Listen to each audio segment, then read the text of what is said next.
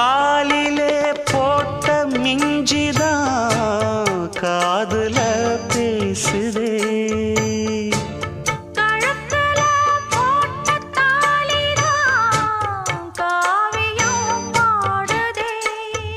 நெத்தி சுட்டியாடும் உச்சந்தலையில் பொட்டு வச்சதாரு